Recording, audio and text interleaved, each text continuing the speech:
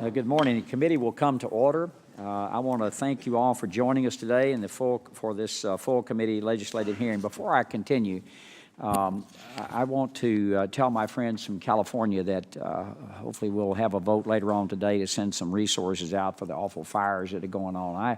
I experienced those a year ago in Gatlinburg. We lost in Sevier County, Tennessee, where we lost 2,500 homes, 14 lives, and so it is astounding what's happening there. So I just wanted to pass that along to you all that are in California. There's any way that we can help, we're willing to help.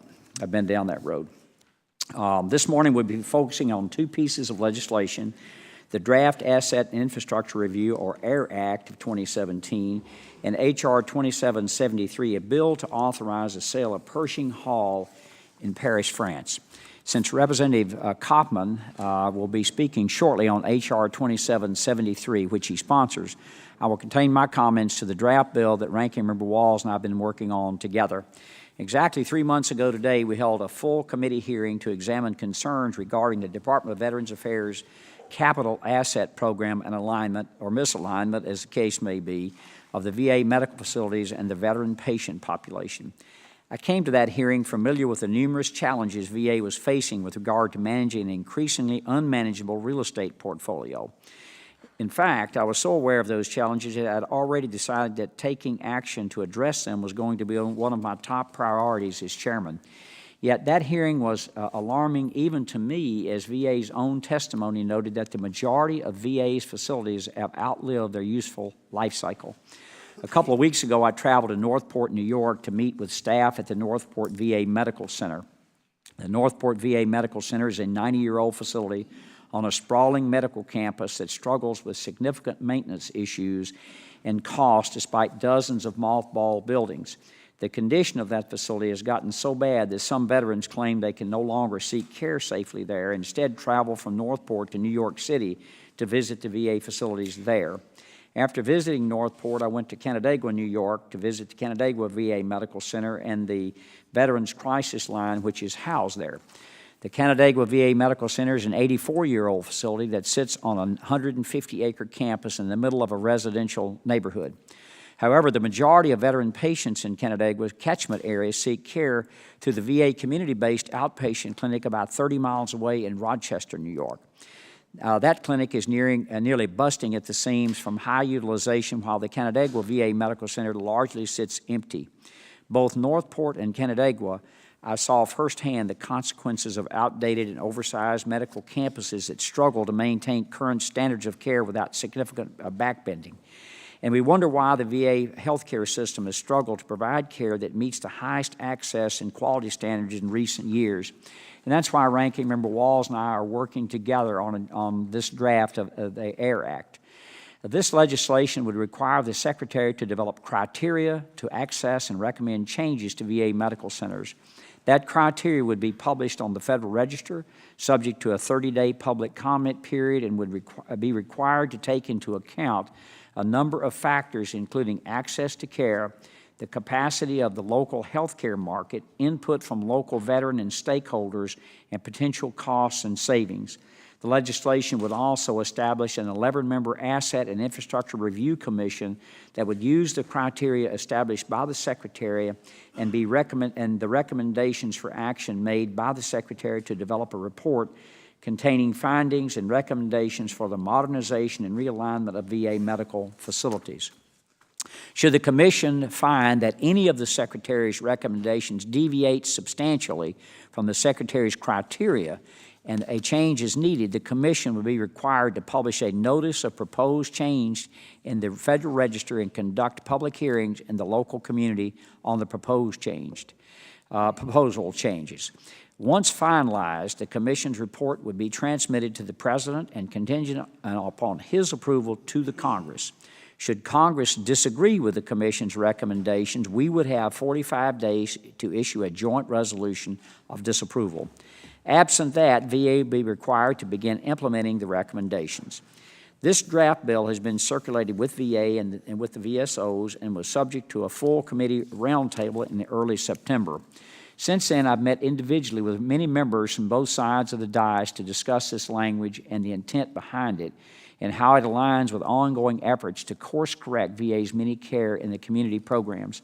That said, this bill is just a draft, and I understand that there are still a number of concerns and questions about it, particularly with regard to the timeline, the composition of commissioners, and the involvement of veterans and advocates. I appreciate the many thoughtful comments made in the written statements prepared today, hearing by our VSO witnesses, and I look forward to incorporating many of their suggested changes in the coming days. I intend to also incorporate provisions in this bill prior to its introduction to increase the threshold of minor construction projects and expand enhanced use lease authority. Both of those changes have been discussed by this committee before and have been requested by the administration and have the support of the VSOs.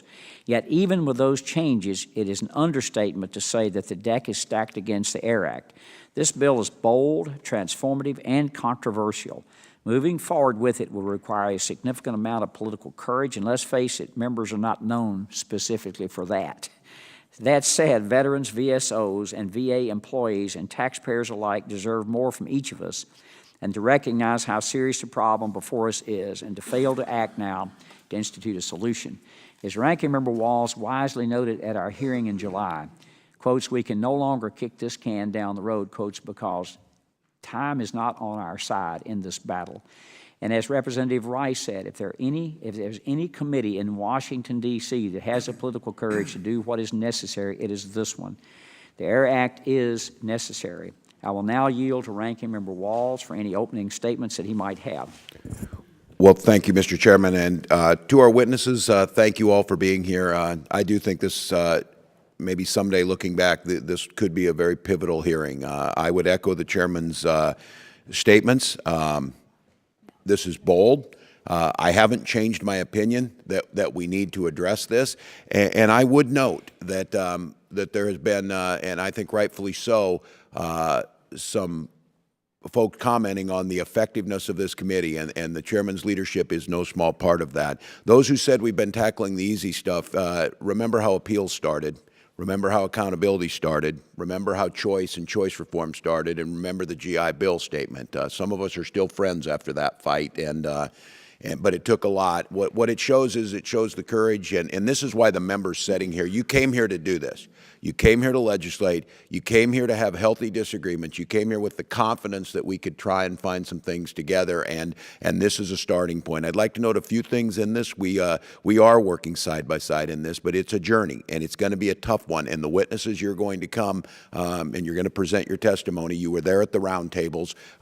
We can do this, but it's going to have to be done in that confidence and that trust that we've done some of these other things. So providing the Secretary the authority to support his needs to assess and ultimately realign VA is one of this committee's top priorities. However, I don't think any of us should forget the highest of priorities within the committee is ensuring veterans have access to receive the highest quality services, health care, and benefits.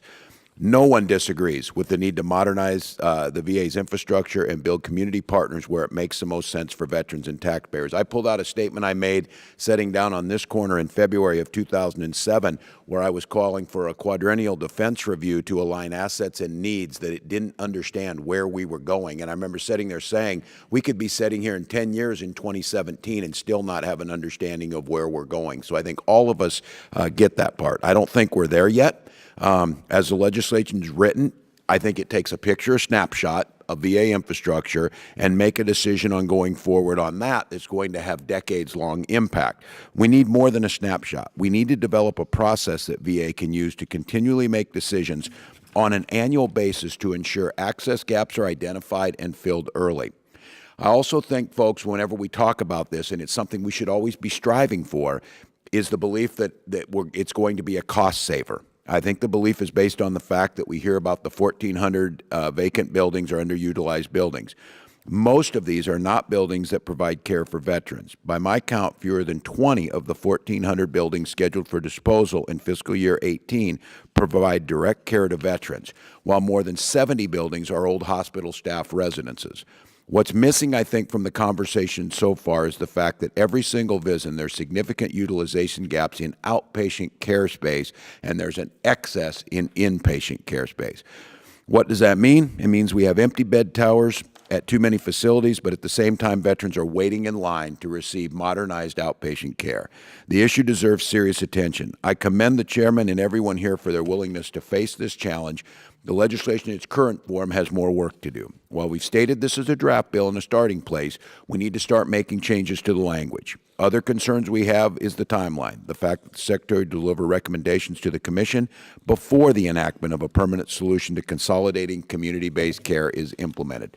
And most concerning to me, and I say this now, I would say it in 4 years, I would say it in 8 years, is the power of the President at the end of the process. If he or she disapproves of the recommendations, the Commission ends without further action. If he or she approves the recommendations, regardless of Congress or stakeholders' agreement, by simply not signing the joint resolution of disapproval, the recommendations will still be enacted. We agree. Status quo is not the answer, but I hold deep reservations about this if we don't have answers to earlier questions. Mr. Chairman, I will state it again. Your leadership and guidance continues to move us ahead. Your boldness in stepping through political landmines to try and solve problems is one that I admire greatly. I ask now that we've set the plate, we brought the people to the table, we're prepared to now start having that serious discussion about how do we put that template in place that allows a tool for VA to move forward? How do we get a quadrennial defense review or a quadrennial VA review that starts to move us there? And how is the process still, with these members in this room, having more of the power to be able to move that forward? So, Mr. Chairman, I thank you. I look forward to the testimony of our witnesses and the engagement of all members. I thank the gentleman for yielding and joining us on our first panel. Though testifying from the dais this morning is our friend and colleague and fellow committee member, the Honorable Mike Kaufman of Colorado. Mr. Kaufman, you're now recognized for 5 minutes. Thank you, Mr. Chairman. I would like to begin by thanking you for including my bill in today's legislative hearing and thank the witnesses for their testimony. Mr. Chairman, I think we can all agree that the VA's sole mission is to provide services to our nation's veterans. The maintenance of a 5-star, 24-room boutique hotel, restaurant, and club in downtown Paris, France, is clearly not included in that description. Therefore, in an effort to get the VA out of the overseas hotel business and focus on its core competencies, I introduced H.R. 2773, the Sell Excess Luxury Lodging Sell Act, to authorize the sale of this hotel, Pershing Hall. Pershing Hall is a building originally procured by the American Legion to serve as a memorial to our doughboys who served in France during World War I. The building was transferred to the VA in 1991, and in 1998, the VA leased Pershing Hall for a 99-year period to a French firm that redeveloped the property as a luxury hotel. In recognition of this historic aspects of Pershing Hall, H.R. 2773 requires the preservation of architectural details of the exterior and interior of the structure and requires all property of General Pershing and the American Expeditionary Forces in France during World War I to be transferred to the American Battle Monuments Commission. H.R. 2773 also appropriately requires the transfer of sale proceeds to the American Battle Monuments Commission for the maintenance of cemeteries, monuments, and memorials dedicated to our men and women in uniform. Mr. Chairman, today you will hear the concern that the fair market value will not represent the true value of the property because it is encumbered by the VA's lease agreement. Unfortunately, the reality is that the VA negotiated a bad long-term deal that significantly decreased the market value of the property. Even more of a reason to get the VA out of the hotel business. To address this concern, I plan to amend my legislation to require a condition of the sale be the appraised value of the property versus the market value. So that what the market value is, we have this horribly negotiated, really below market lease agreement that in a market value assessment will only reflect the income of the property that this lease agreement, and so it would be a windfall to the lessee, who would be the only one who could purchase it, because they would say that they're not going to they want the lease agreement continued, and so to reflect again that low income that would reflect the market value of the property. What we want to do, what I want to do, is to change it to appraised value, and appraised value would not reflect then that lease agreement, and so there would be under two circumstances that it would be sold. Certainly not guaranteed. One would be that the lessee realizes that the future appreciation of the value is significant enough that it's good to lock in the value now, lock in the appraised value now, and go ahead and buy the property despite this below market lease agreement. Or it would be another buyer who would negotiate with the lessee to buy out the lease agreement contingent upon the purchase of the sale of the property, or the buyer of the property. Those are both circumstances. And so I think it would be, although I want to get the VA out of the luxury hotel management business, I think that there has to be a fair price to the taxpayers of the United States.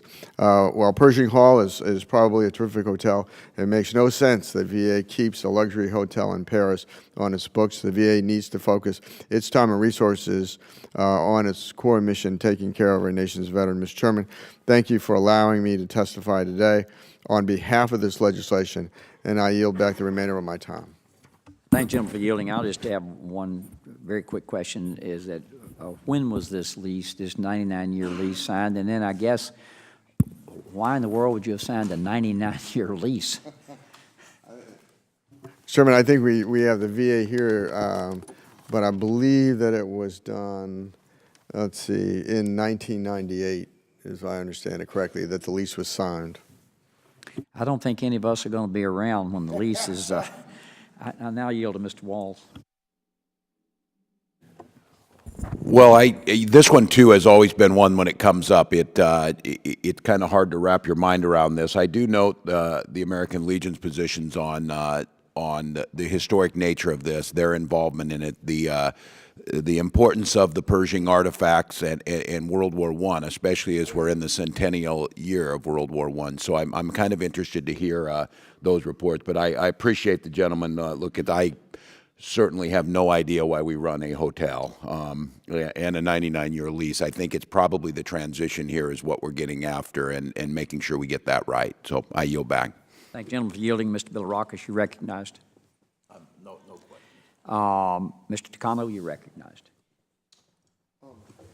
I'm certainly interested, as a former high school teacher, both English and social studies, about the historical significance of this building. I think World War I had enormous consequences that we are still feeling today.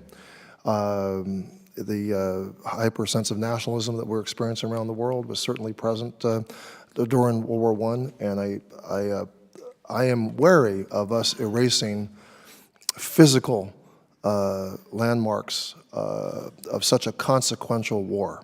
And we are 100 years away from it, but I'm always mindful that we have to be constantly reminded about the history, and history that gets forgotten by generations. So I'm interested to hear what the American Legion has to say about their views on this matter.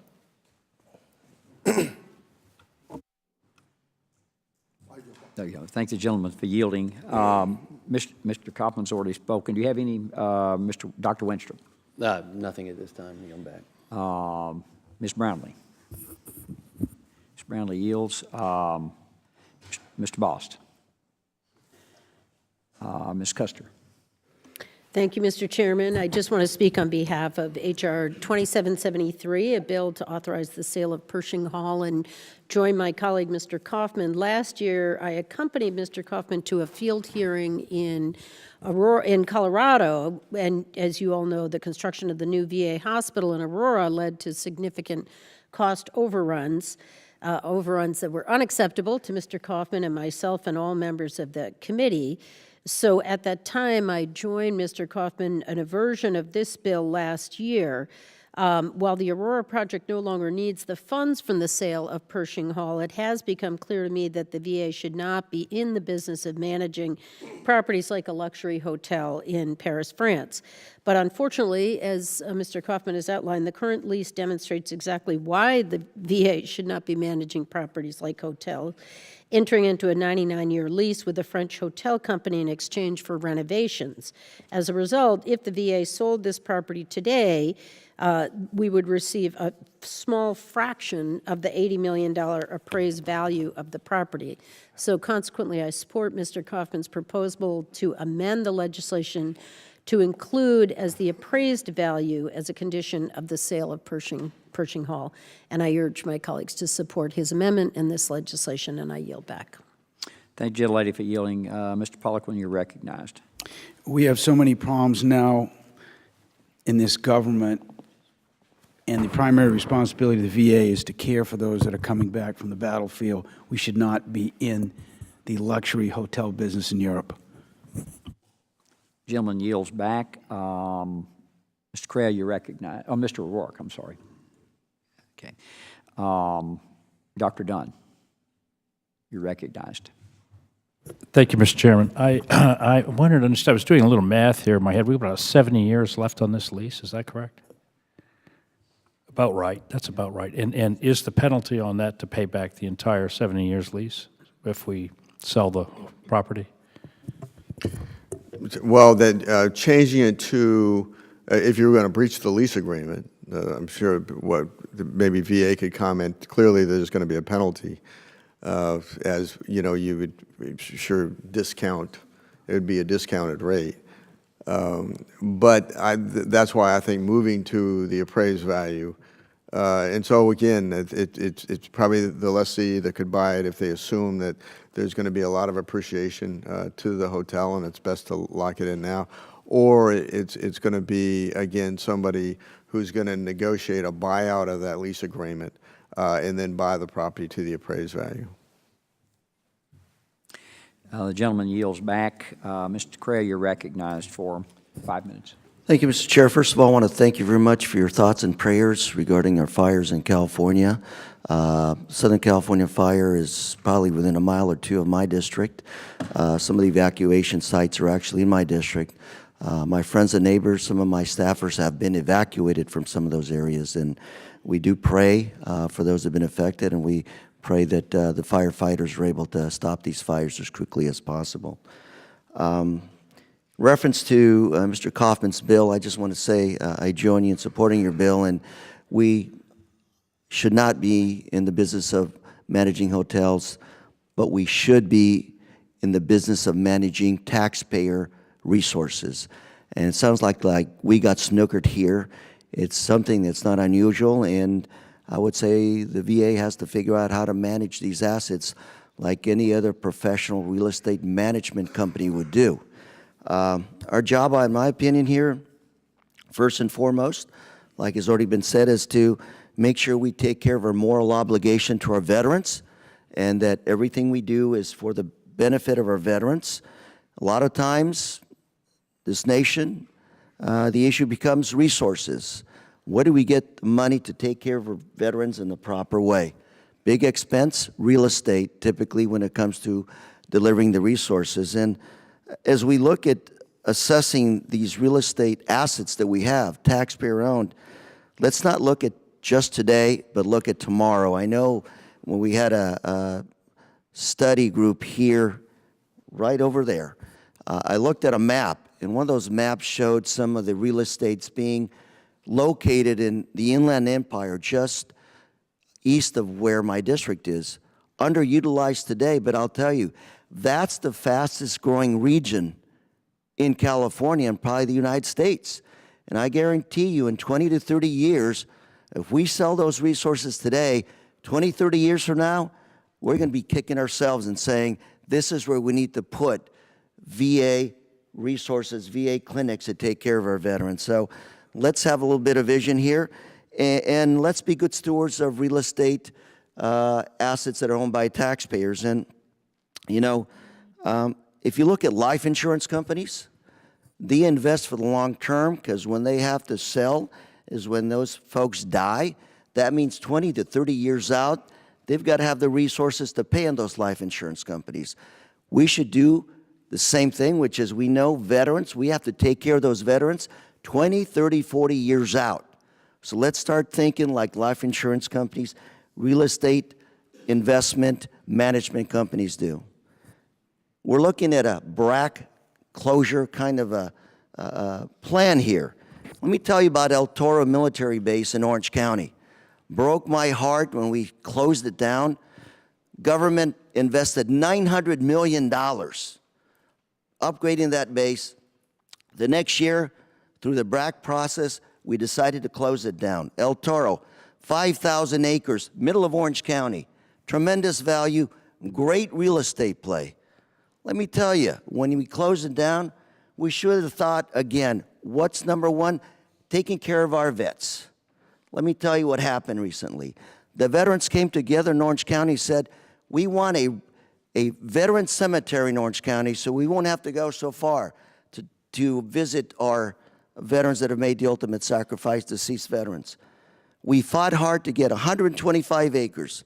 The city of Irvine later on reconsidered and said, you only get 25 acres. 5,000 to 125 to 25 acres. We finally got them to give us 125 acres for Veteran Cemetery. Lesson, once you let go of control of our government resources, they're no longer under our control. So again, I would ask, go slow, Mr. Chairman, be methodical, be very careful, carefully weigh the benefits as to how these resources can best be used for the benefit of veterans. And finally, the process has to be very transparent. Let's make sure that our veterans are front and center, that they are part of the decision-making process. Mr. Chair, I yield. Thank you, gentlemen, for yielding. I'm a Methodist, so we do everything very methodical and slow. So, Mr. Higgins, you're recognized for 5 minutes. Thank you, Mr. Chairman. I concur that we agree on a bipartisan manner and with the cooperative and respectful communications of the VSOs that we listen very carefully to as we move forward to streamline the VA and reform the expenditures of the people's treasure, and to look carefully at these properties that are underused, underutilized. Some of them need to go away. Regarding the Pershing facility being operated as a hotel, the term appraised value is being used. But this is a business being operated as a profitable business, and in the sale of any business, the consideration of what's referred to as blue sky is generally considered to be part of the appraised value. In other words, not just the physical structure and the assets therein, but what is the value, how much money has the thing been making? That's blue sky is generally considered for 5 years as added to the value of the property. So I would suggest that this also be a part of the formula as we consider the sale of this property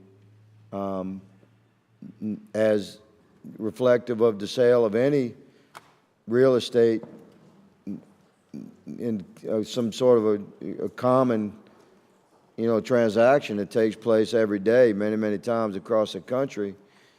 The blue sky should be considered as part of the value of that property. So that would be my only concern. I concur that we need to get out of the hotel business.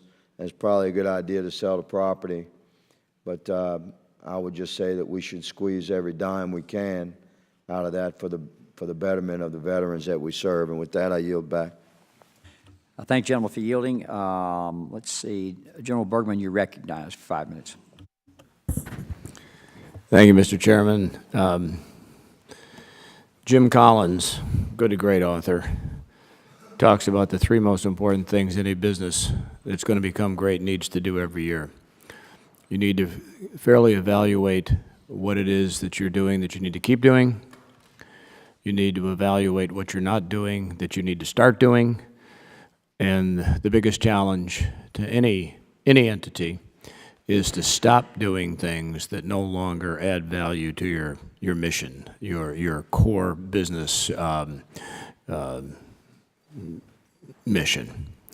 So, having said that, as we look at the VA and trying to help them focus their efforts on the veterans and focus on the veterans on the future needs without wasting very valuable and limited resources on things that we don't need to be doing anymore. I wholly support the getting out of the Parisian hotel boutique hotel business, because we have limited resources, limited time, limited everything to do the right thing for the veterans. So I fully support this. I yield back. I thank the gentleman for yielding. Mr. Banks, you're recognized for 5 minutes.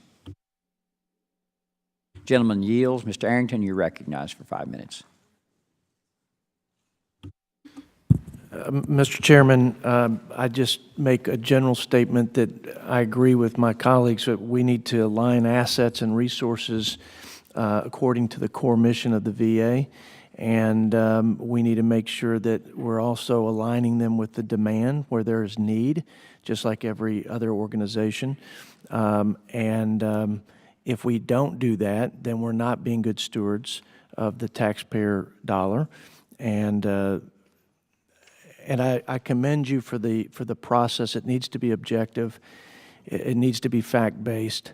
And we need to remove it from the politics, the parochial politics of protecting our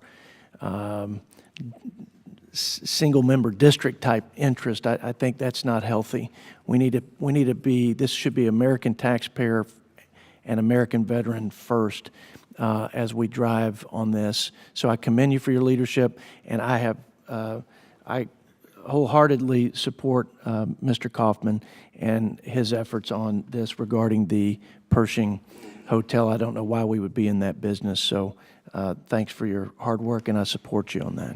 Thank you, gentleman, for yielding. Mr. Kaufman, you have any final comments? Oh, just, Mr. Chairman, on this bill to align demand with our current infrastructure and make those appropriate changes, I want to thank you for your leadership, as well as Mr. Waltz on this particular issue. And I'll say that when I grew up in Aurora, Colorado, which is the heart of my district, it was a military town with 3 military installations in it. 2 were closed, an Army and an Air Force base in successive bracks. And as a community member, I've fought that BRAC process as hard as I could. But I can tell you the economic development that has occurred since those closures is greater than what we had received when those bases were operational relative to the economic impact on our respective community. Yield back, Mr. Chairman. Thank you, gentlemen, for yielding. And just one final comment before we introduce our next panel.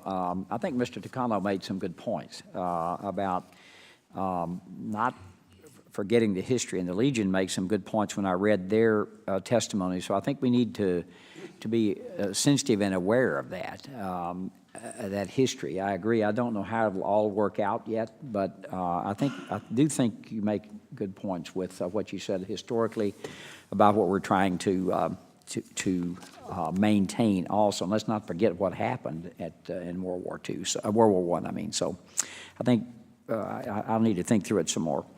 I want to thank you, Mr. Kaufman, for your testimony, and no further questions. We'll introduce our second panel. Joining us are Joy Elam, the National Director for the Disabled American Veterans. Welcome. Mr. Lewis Seeley, the Director of Veterans Affairs and Rehabilitation Division of the American Legion. Carl Blake, the Associate Executive Director for Government Relations for Paralyzed Veterans of America. Welcome. Carlos Fuentes, and I thought we were going to have to send out a search dog for you this morning when you weren't there. The Director of the National Legislative Service for the Veterans of Foreign War of the United States. Dave Wise, the Director of Physical Infrastructure Team for the U.S. Government Accountability Office. Dr. Reagan Crump, the Assistant Deputy Undersecretary for Health for Policy and Planning for Veterans Health Administration of U.S. Department of Veterans Affairs, who's accompanied by James Sullivan, the Director of VA's Office of Asset Enterprise Management. Ms. Elam, we'll begin with you. You're now recognized for 5 minutes. Thank you, Chairman Rowe. Ranking Member Walsh, members of the committee, on behalf of DAV, thank you for the opportunity to testify today on the draft asset and infrastructure review legislation under consideration by the committee.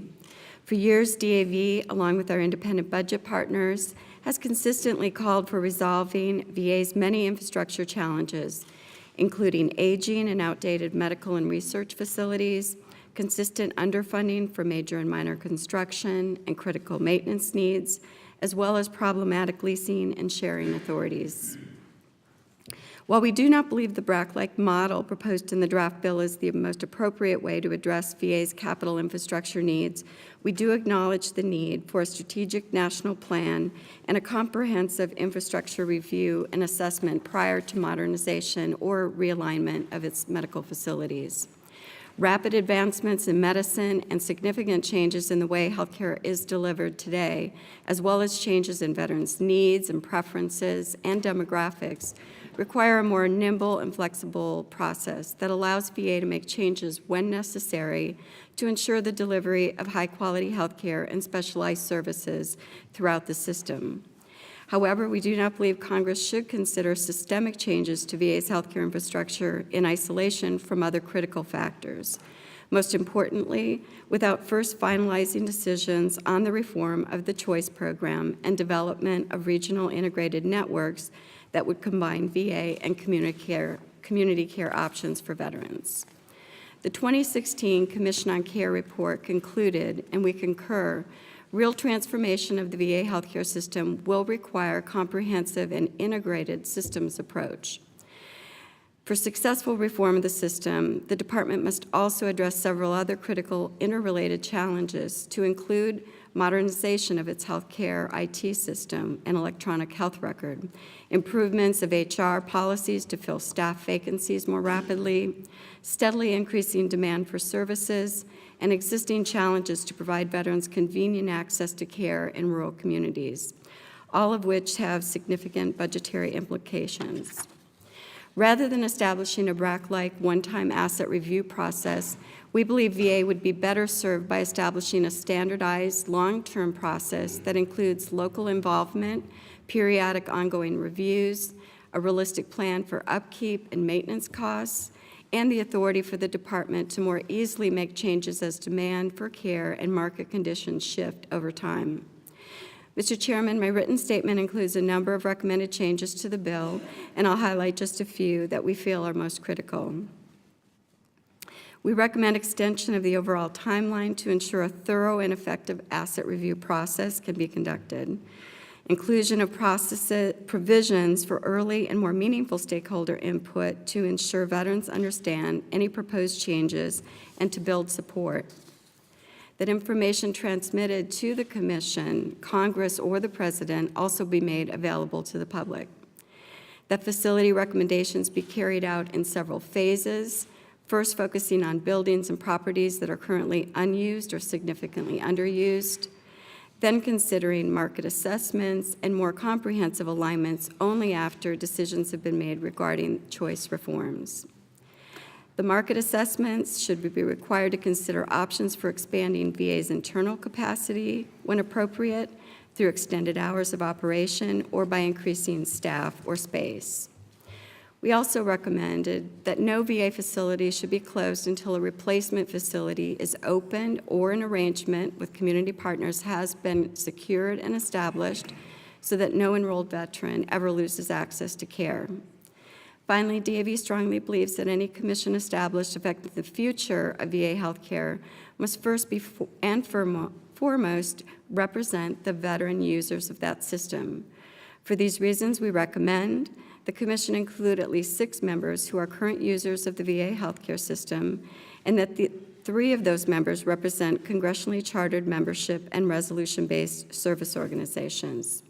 Mr. Chairman, in closing, DAV is committed to working with you and the committee to achieving our shared goals of improving VA healthcare services for our nation's ill and injured veterans. That concludes my statement. I'm happy to answer any questions you or the committee members may have. Thank you. Mr. Seeley, you're recognized now for 5 minutes. Well, one thing is absolutely clear. Veterans deserve a 21st century healthcare system, a sustainable, reliable, and compassionate system that's able to meet their needs, and one that veterans can be proud of. Chairman Rowe, Ranking Member Walls, and members of this distinguished committee, on behalf of Commander Denise H. Rohan and the millions of veterans making up the largest veteran service organization in the nation, thank you for taking on the challenge of modernizing VA's aging infrastructure. Admittedly, this is a complicated process and one that will require a complete assessment of VA's healthcare delivery services and current physical capabilities. And while the American Legion applauds this committee for addressing VA's capital needs, we want to take this opportunity to underscore what our colleagues, members of Congress, VA, and our members recognize. VA will need a complete, comprehensive healthcare market assessment, VISN by VISN, before anyone can offer a responsible assessment or recommendation on the modernizing of VA's assets and infrastructure.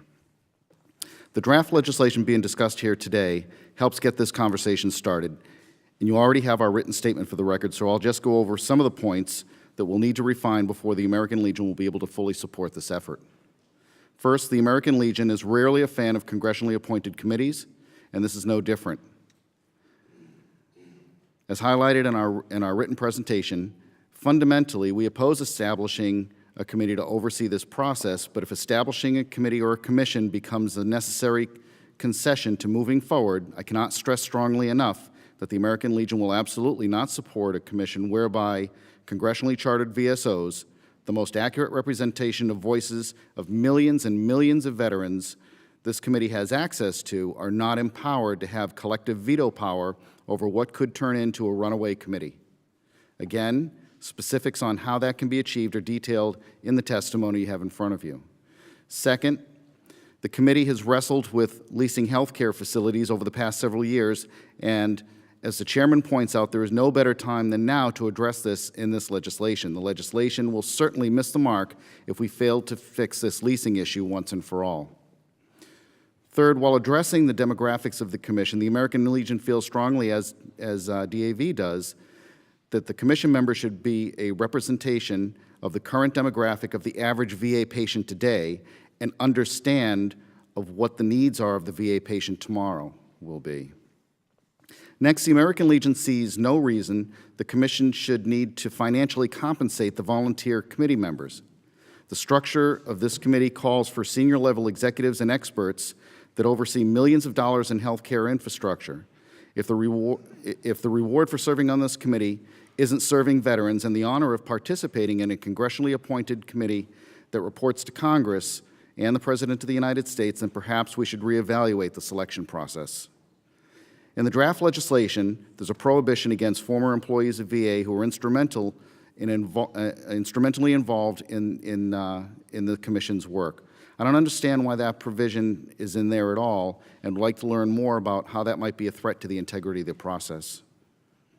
I also want to mention that the seats assigned to congressionally chartered veteran service organizations need to forever remain assigned to the organization and not to the appointee.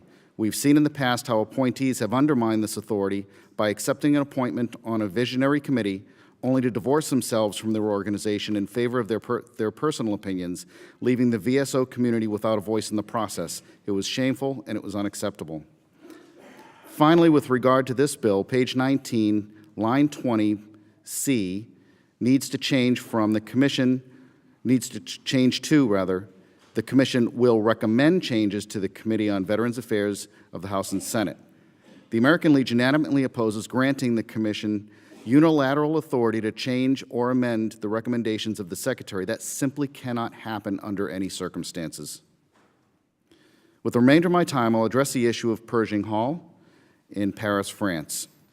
While many veteran service organizations may not have a strong opinion one way or the other regarding Pershing Hall, please understand that this property has historical value and is a deeply personal meaning for the American Legion. Nearly 100 years ago, members of the American Expeditionary Forces of World War I came together to preserve the memories and incidents of our associations in the Great Wars. And as the 100th anniversary of our founding approaches, the American Legion is still dedicated to that mission. The American Legion fought for the dedication of the memorial in Paris, France, in the city where the American Legion was formed, to recognize the service and sacrifices of the American Legion Expeditionary Forces and General John Jack Pershing. We take this very seriously. At a minimum, we should not be able to sort out what should immediately happen with this monument today, and we look forward to working with Mr. Kaufman to work this out. And I just want to echo your comments and thank you for recognizing that selling this at a fire sale is the wrong thing to do. Thank you. Thank you, gentlemen, for yielding. Mr. Blake, you're now recognized for 5 minutes. Chairman Rowe, Ranking Member Waltz, members of the committee, on behalf of Paralyzed Veterans of America, I'd like to thank you for the opportunity to testify today. PVA has no stated position on the Pershing Hall issue, so I'll limit my comments to the Asset and Infrastructure Review Bill that's being considered by the committee. First, Mr. Chairman, I'd like to thank you and Ranking Member Waltz for holding the roundtable in September where we began this discussion. Many of us at this table know that this discussion actually began before that point. We appreciate you all taking the time to address this with us. I would say we recognize this as a necessary evil. The bottom line is, I don't know anyone who was involved in BRAC. I served in the military during BRAC, who didn't think BRAC was in some form evil, and yet it's probably a necessary process. I will say that I'm not sure that this bill yet gets us there the way to the desired end. With that in mind, we don't oppose what you're trying to do, and we'd like to see some refinements to this legislation. The Commission on Care recommended a BRAC process for VA. We stated then, our partners in the independent budget, DAV and VFW, also stated then that we don't believe that that is the right way forward.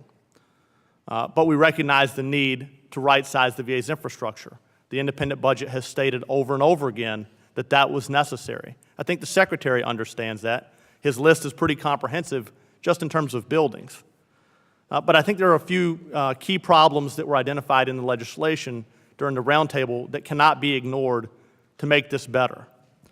I think the bill ignores what was identified as the single biggest problem, or the roundtable identified the single biggest problem with this bill is it does not give the VA time. And I know that Congress has a complicated position where time is not exactly a luxury, but the experts from GAO and from the Congressional Research Service and all of the stakeholders in the room when we had that conversation clearly stated that DOD had at least 3 years to prepare its BRAC process. And this bill would accomplish that with VA in far less time.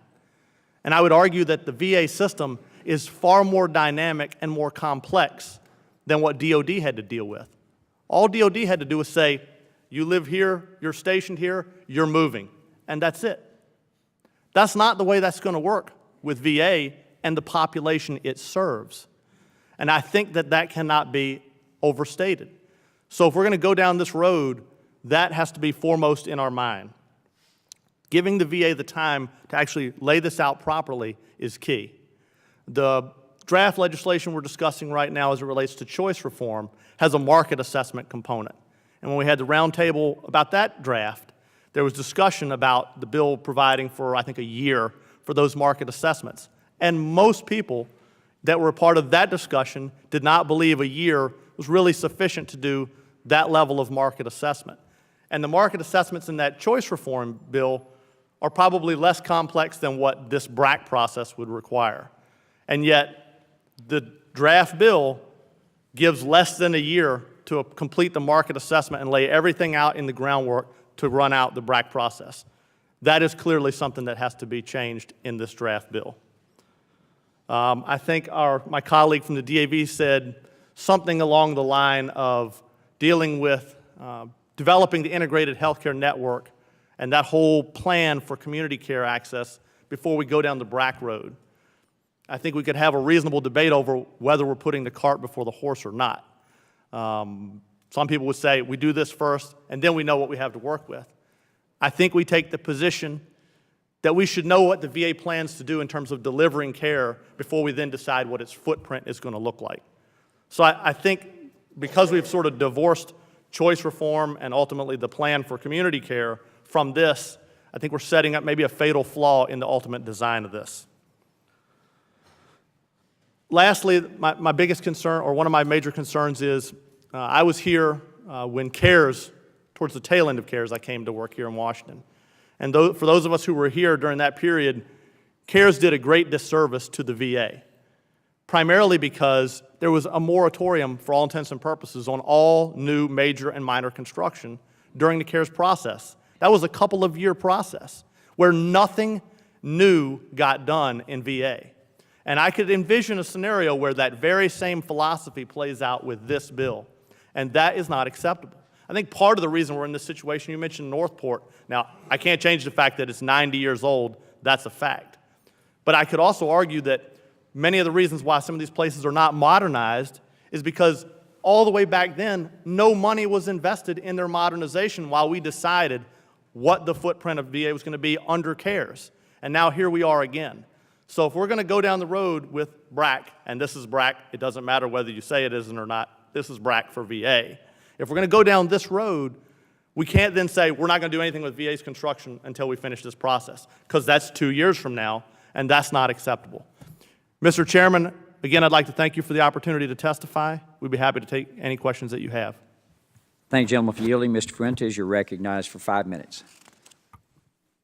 Chairman Rowe, Ranking Member Walls, and members of the committee, on behalf of the men and women of the VFW and our auxiliary, thank you for the opportunity to present our views on legislation pending for the committee. The VFW agrees with the intent of H.R. 2773, which would require VA to sell Pershing Hall in Paris, France.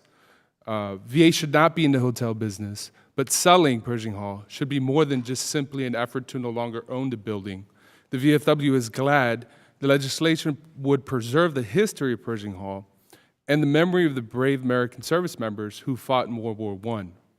We urge the committee to explore the option of transferring the building to the Army's Armed Forces Recreation Centers, who operates hotels throughout the world, before selling the building to a private entity. The VFW also agrees with the intent of the Asset and Infrastructure Review Act of 2017 and has several recommendations to improve it. For more than 100 years, the government solution to care for veterans has been to operate a network of VA facilities throughout the country. Many of these buildings must be replaced, some of them need to be disposed of, others need to be expanded, and they all need to be managed. VA's Strategic Capital Infrastructure Plan, or SCIP, identifies VA's current and projected gaps in access, utilization, and safety. In VA's fiscal year 2018 budget request, the estimated cost of closing all these gaps was $55 to $67 billion over 10 years. The VFW agrees that VA has an insurmountable capital infrastructure problem, and a systemic realignment of VA assets may help in addressing these gaps. However, the VFW has historically opposed a BRAC-style process for VA medical facilities because the population VA serves is very different than the population served by or stationed in military installations. When I was in uniform, the Marine Corps could send me where they wanted, when they wanted, and I had little to no say about it.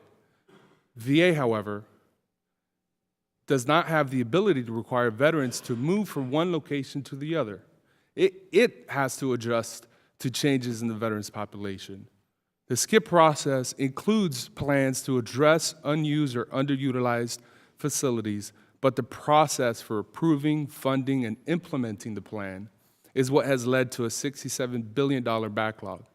That is why the VFW urges the committee to identify barriers which delay or impede the SCIP process. If those issues are not addressed, we will find ourselves in the same or worse situation in the future. The lack of input from affected veterans has been the principal reason previous plans to close or realign VA facilities have failed.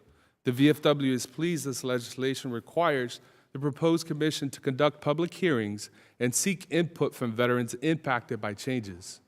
Yet it does not require VA to conduct such hearings when developing its plan, and the VFW believes VA's plan must include the input from local veterans in order to ensure buy-in. Past plans to close VA medical facilities have also failed because it would create access gaps to care for veterans. In order to avoid repeating those mistakes, the VFW urges the committee to require VA to implement proposed solutions before closing facilities or eliminating space. Simply purchasing more care from community providers is not an acceptable option. Veterans tell the VFW that we want VA to hire more doctors and build more capacity. Through the Choice Program, we have learned that community providers are a great force multiplier for VA, but it is not a panacea of access or quality. This legislation requires, and we support, identifying opportunities to fill access gaps by purchasing care, but it does not require VA to evaluate how hiring doctors or building new facilities or leasing space would correct deficiencies or fill access gaps. The VFW also believes that revenue generated from leasing or selling existing facilities must be invested into expanding access to VA care for veterans. Mr. Chairman, this concludes my remarks. Happy to answer any questions you or the members of the committee may have. Thank you, gentlemen, for yielding. Mr. Wise, you're recognized for 5 minutes.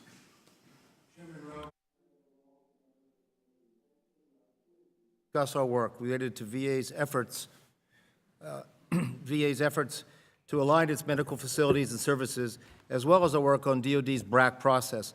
My colleague, Brian Lepore, who is GAO's expert on the BRAC process, is sitting just behind me and will be pleased to answer any questions on BRAC. VA is one of the largest healthcare systems in the United States, annually providing care to nearly 9 million veterans. It's also one of the largest property holding agencies in the federal government. In 2014, VA reported that its inventory included more than 6,000 owned and 1,500 leased buildings, covering approximately 170 million square feet of space. A large number of its facilities are underutilized and outdated, creating a variety of challenges for alignment. Real property management overall, including VA, has been on GAO's high-risk list since 2003. Our testimony today is based on our April 2017 report examining VA's efforts to align its facilities with veterans' needs and on numerous GAO reports related to the BRAC process as summarized in June 2011 and March 2012 testimonies. I'll address 2 key areas today. 1, the factors that affect VA facility alignment with the veteran population, and 2, the key elements and challenges affecting DoD and the 2005 BRAC Commission that could be instructive as the committee considers the proposed legislation before it today. As we discussed in our April 2017 report, there are a number of factors affecting VA's alignment efforts. First, VA projects a 14% decrease in the veteran population by 2024 and continued migration to the South and West. Second, similar to trends in the healthcare industry overall, VA's model of care continues to shift away from inpatient to outpatient settings. Third, VA is increasingly reliant on care provided in the community. Fourth, an aging infrastructure means that many VA facilities are not well suited to providing care, and it's often too costly to modernize, renovate, and retrofit older facilities. Fifth, the historic status of some 3,000 historic properties adds to the complexity of alignment. VA has recognized the need to improve planning and budgeting to modernize its aging infrastructure and better align facilities with veterans' needs. VA's efforts have included the Strategic Capital Investment Strategy, SCIP, process and the VA Integrated Planning process. However, both have limitations. VA relies on the SCIP process to plan and prioritize capital projects, but limitations such as subjective narrative, long time frames, and restrictive access to information limit VA's ability to achieve its goals. VA IP also has limitations.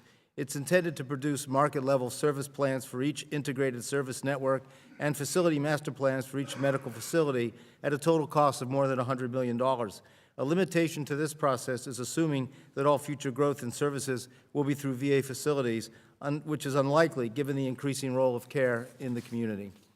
Additionally, VA has faced stakeholder challenges in its facility alignment actions from various groups. Finally, VA has not consistently followed best practices to effectively engage stakeholders in these decisions or evaluated the effectiveness of its stakeholder communication strategies. In the April 2017 report, GAO made recommendations related to capital planning and stakeholder involvement. VA concurred with the recommendations to the extent they were within its control and has begun making improvements. Regarding BRAC, as Congress evaluates the proposed Asset and Infrastructure Review Act, it may wish to consider 7 elements DOD used in developing recommendations for the BRAC Commission. First, establish goals for the process. The Secretary of Defense developed 3 primary goals for BRAC 2005. Transform the military to be more efficient, promote enhanced jointness among the military services, and reduce excess infrastructure and produce savings. Second, develop criteria for evaluating closures and realignments. Third, estimate costs and savings to implement recommendations. Fourth, establish an organizational structure. Fifth, establish a common analytical framework. Sixth, develop oversight mechanisms for accountability. And seventh, involve the audit community to better ensure data accuracy. Finally, we identified 2 key challenges that affected DOD's implementation of BRAC 2005 and the results achieved. First, some transformational type recommendations require sustained senior leadership attention and a high level of coordination among many stakeholders. This was especially true of recommendations where a multitude of organizations had roles to play. Second, interdependent recommendations complicated implementation. The BRAC Commission staff told us it was difficult to assess costs and savings since many recommendations remained multiple interdependent actions which needed to be reviewed. These challenges would need to be addressed if VA is to successfully apply a BRAC-like system. Chairman Rowe, Ranking Member Walsh, and members of the committee, that concludes my statement. Brian and I will be happy to answer any questions you may have. Thank you, Mr. Wise. Dr. Crump, you're recognized now for 5 minutes. Chairman Rowe, Ranking Member Waltz, and distinguished members of the committee, thank you for the opportunity to appear before you today. Joining me today is my colleague, Jim Sullivan, the Executive Director of VA's Office of Asset and Enterprise Management. Today, we are prepared to discuss the committee's draft Asset and Infrastructure Review legislation, as well as VA efforts already underway to modernize our healthcare system and infrastructure. VA will follow up later with views on H.R. 2773 regarding Pershing Hall. The draft legislative text calls for VA to assess our healthcare markets nationwide and determine ways to optimize the care and services we provide for veterans, and then submit recommendations to an appointed commission. The Department very much appreciates the committee for its attention and commitment to the effective use of capital assets in delivering high-quality care to veterans. The draft bill includes many thoughtful features that could serve as useful benchmarks for the market analysis, which is what we'll use to gather focused, localized, and objective data for decision-making. As to the commission structure and process, many of those requirements concern actions of Congress, and so we defer to Congress. Regarding details of the draft, we would be pleased to follow up with the committee to provide more in-depth comments and technical assistance. Now, let me highlight what VA is doing with regard to building a high-performing healthcare system. One of Secretary Shulkin's top 5 priorities is modernize our systems, which includes focusing on system streamlining and also infrastructure improvements. The Secretary is committed to modernizing our systems and infrastructure by focusing on primary care and VA's other foundational services and the facilities where such services are delivered. As the Secretary has emphasized, VA is moving forward with more efficient and agile management of VA's medical care facilities to match capabilities with where veterans live. The goal of our upcoming market assessments is to modernize VA's healthcare system using a data-driven approach for matching local capacity to local demand, and to create a modern, high-performing integrated healthcare network in each market to better serve veterans. These networks will be well-connected, comprehensive coalitions led by experienced VA managers who will coordinate VA healthcare services, complemented where appropriate by other federal and private sector providers. We must also continue leadership in our research, health professions training, and emergency preparedness missions. These assessments are aimed at assessing current and future veteran demand for care and all the capabilities of local VA providers, DoD treatment facilities, academic affiliates, federally qualified health centers, other federal, state, and local partners, as well as our telehealth resources. Achieving high-performing networks may require significant capital investments, clinical service line adjustments, process improvements, some targeted divestments, robust care coordination, and smart use of strategic partnerships. The plans we pursue will undoubtedly require the continued support of Congress, VSOs, and other stakeholders to ensure success. In addition to VA's current authorities, we will continue to explore ways to leverage and establish additional capability and efficiencies with other federal agencies such as DoD and GSA, as well as private sector partners.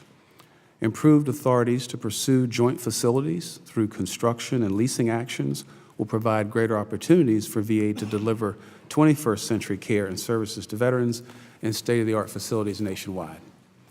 VA recently submitted proposed legislation to the committee, the draft VA CARE, C-A-R-E Act.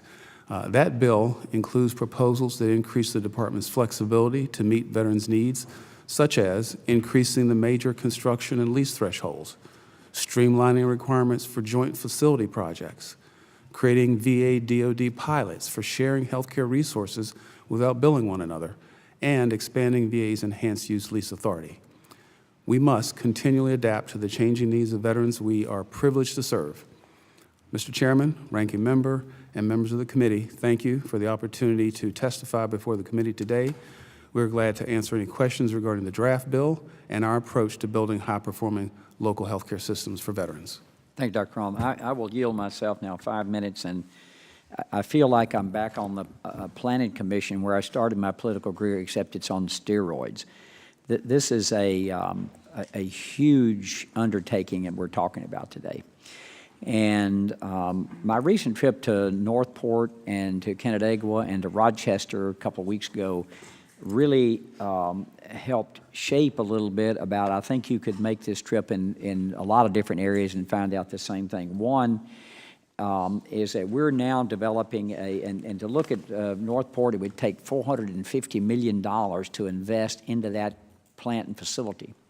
And I think we have to look at not only how health care is provided today, but how it's going to be as best we can figure, Dr. Crum, 5, 10, 20, long after we're gone. That's what we're planning for now. Not for right now, but we're planning for 10 years, 20 years, 30 years, what the VA is going to look like. And I can tell you what it's looking like, and when these various facilities that I go to, is that the inpatient hospital beds are shrinking. They've dropped dramatically, sometimes 80 to 90% in the VA, but the VA's done exactly the right thing, and I don't know what the VA would do today if it hadn't put these C-box out there. I think that's one of the best things they ever did, and this trip to Canandaigua and Rochester, and also went to Rochester, where they were shoveling dirt because of one of the leases that we approved on doubling the size of the C-box, where very modern health care, and the one they were in was just packed that day with patients, and they were at elbow to elbow, the providers were and the veterans were. And I talked to many veterans there, and they loved the care that they were getting at the C-box. So getting that in focus is going to be difficult. And I agree with much of what you all said. The timeline, absolutely, what the commission looked, that's all debatable. We can get that figured out. What we've got to figure out, and this will not be an easy undertaking if we undertake this, to do, but I think it's necessary to provide the best care for our veterans. And right now, it's not, I can't imagine at my own VA at home, if all those patients were out those C-box now were driving back on that campus. I can't imagine what it would look like. So, Dr. Crum, I'm going to start with you and go as quickly as I can, and then I've got a lot of questions I want to submit for the record. Does the VA support, in general, the draft bill, and will the department be prepared to follow up with the committee to provide more in-depth comments and technical assistance on it? First and foremost, we would absolutely be available to provide additional technical assistance. And with regard to the bill, we're not yet clear whether or not there's a need for a commission, but there's definitely a need for the legislative flexibility to support us in doing a thorough analysis. And then we will obviously need ongoing support from members of Congress and also from VSOs to implement those recommendations from that thorough assessment, which is going to be based on the healthcare services we need. Well, I can tell you one of my concerns very quickly is we had in 2004 when Secretary Principi tried to realign, Canandaigua was one of them. the only thing that happened, and Carl pointed it out clearly, was that actually it harmed the VA. It slowed down we absolutely don't want to do that. Without question, we don't want to do that again, where you stop doing everything you should have been doing as far as capital projects are concerned. And if that indeed happened, that was a huge mistake on all of our parts. We don't want to make that mistake again. We learned that. Two, once a contract is awarded to begin the local market capacity assessment, how long do you estimate it will take to complete assessments in all 96 markets? When will VA be able to tell us that? There was a recent issue related to the contract. We did award a contract. There is a court order which is requiring a 60-day stay. So the earliest that we'll know whether or not we'll be able to proceed with the assistance of the contractor is December. However, we will be able to start, and what we're estimating now is that we would do 6 visits at a time. I think we discussed that during the roundtable. There are about 32 markets in those 6 visits, and to do all of those simultaneously, mounting a VA team supplemented by contractors, we're now thinking it'll probably be about 6 months for that group, 6 months for the second group of 6 visits, and then another 6 months, so probably 18 months. 18 months. That was my next question. You just answered it, and I appreciate that. Ms. Gillum, very quickly, and my time's about to expire, your testimony stated that it would be inappropriate and counterproductive in trying to reform the delivery of veterans' health care for the process to be closed, non-transparent, and inflexible, but the Act clearly says that the Secretary to propose criteria, publish it on the Federal Register, have a 30-day open public comment period, would require all information be used by VA to prepare facility realignment recommendations be available to Congress. The Commission and the Government Accountability Office would require veterans and VSOs to be a part of the AIR Commission, and would require that each meeting of the Commission be open to the public, and that all proceedings, information, and deliberation be open to Congress. Given that, what aspects of the AIR Act do you think are closed and not transparent? I think looking back at the CARES process, one of the issues that we saw and looking at this legislation that we feared is that there's not as much stakeholder involvement right from the beginning that we'd like to see. The biggest thing I think that started off on the wrong foot was not making veterans feel that they were involved in the process from the beginning. They felt this was already done, and yes, we're going to listen to you or listen to what you say. We're going to maybe hold a hearing or have one, but not really being involved in that process, that decision-making process. Veterans feel this is their system. They're committed. They want to help provide what they think is best, and I think as long as there's a much better effort to do that right up front, and that they know what's being talked about and considered, and that they have that input from the beginning. From New Orleans, the hospital, when we were down there and we got to tour it during our national convention, one of the things during the tour that really struck me, everywhere we went, they said veterans planned and laid out exactly how they wanted things in the facility, what was important to them from the infrastructure, the layout, everything. And you could really see that, they had pride in that was considered, that had been taken into consideration. So I'd like to see that. Mr. Walls, you recognize. Well, thank you, Mr. Chairman, and I would concur with Ms. Elam. I got the opportunity to see that New Orleans facility, too, and just randomly stopped a veteran going through there and asked him what he thought of the place. He said, "I feel like I built it," and which was a really, really interesting comment. And it's a fabulous facility, certainly needed, and I think that process goes along a long way. It's the front end piece of this. I was going to ask all of you, and I think you started to answer it in great testimony, to think about what should this committee be doing next, what to build that trust, what to have the partners truly engaged, because I do think there's alignment.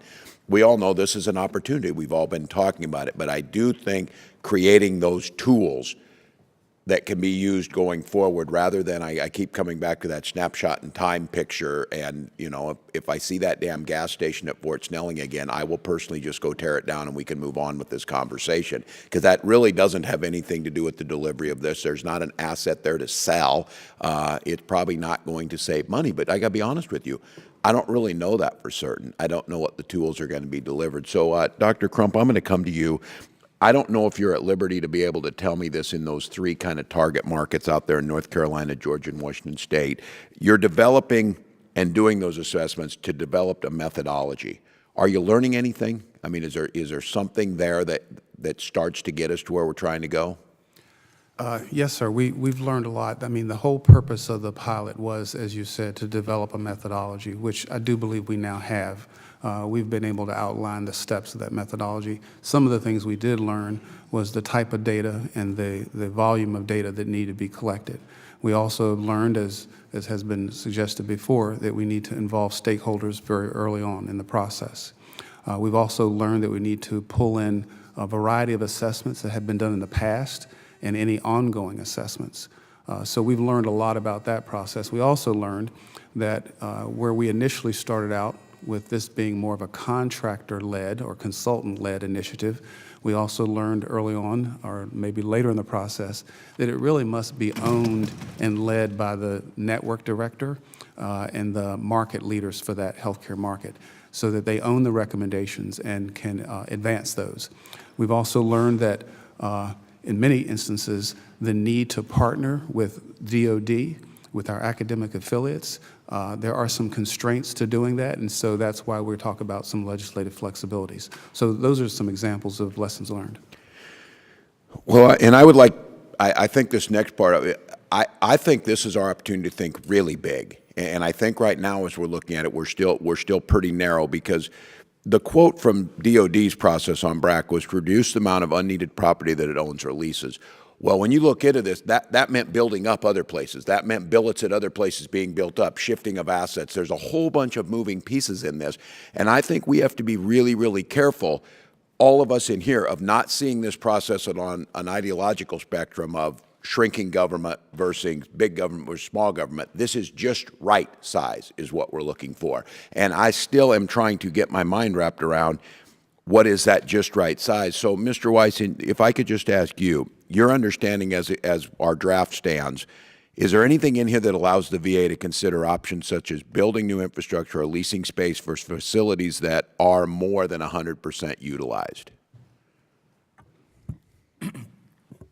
Mr. Waltz, GAO doesn't have a position on this draft legislation. It's not something we've had an opportunity to really study or comment on, but of course we are available to do so. But to the point of your question, I think overall the question is, it's a significant challenge for the Veterans Administration to be able to get at the points you were talking about in terms of right sizing, and they realize that. And the issue is that if you do implement a BRAC-like process, there are a number of things that need to be considered, and some of the testimony we've heard today alludes to those things.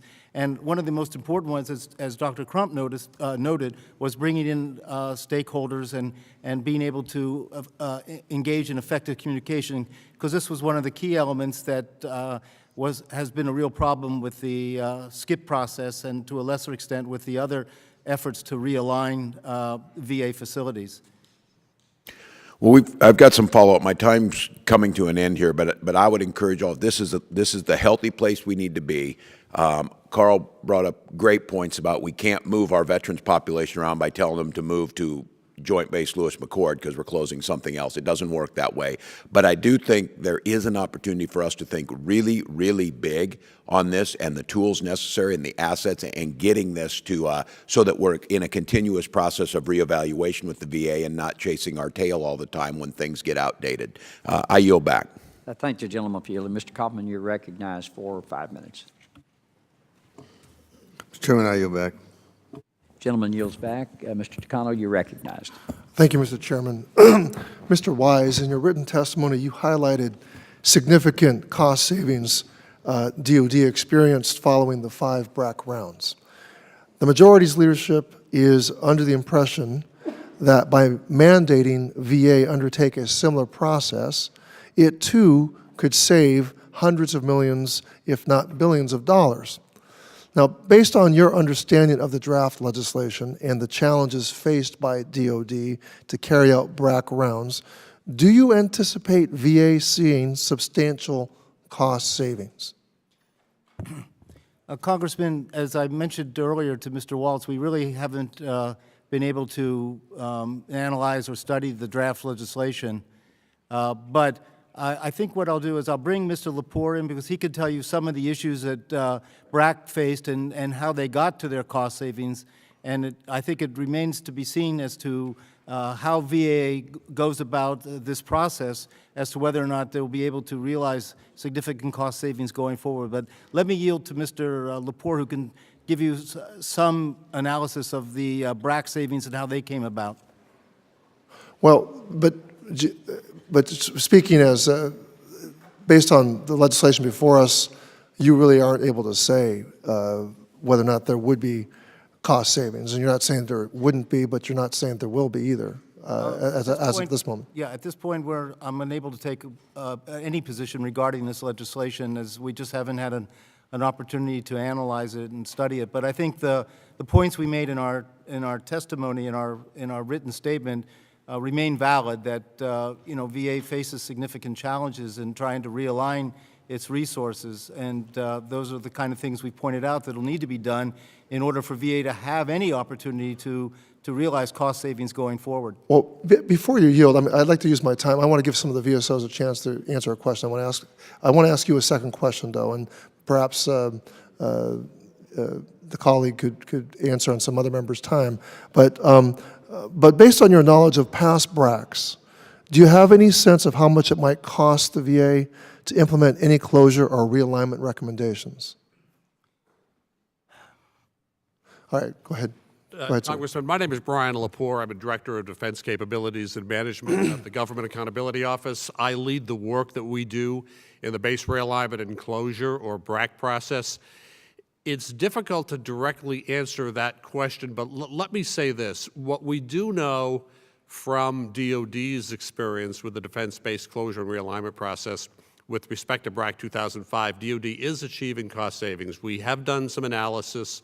We've reported twice now, DOD is achieving net annual recurring savings of about $3.8 billion.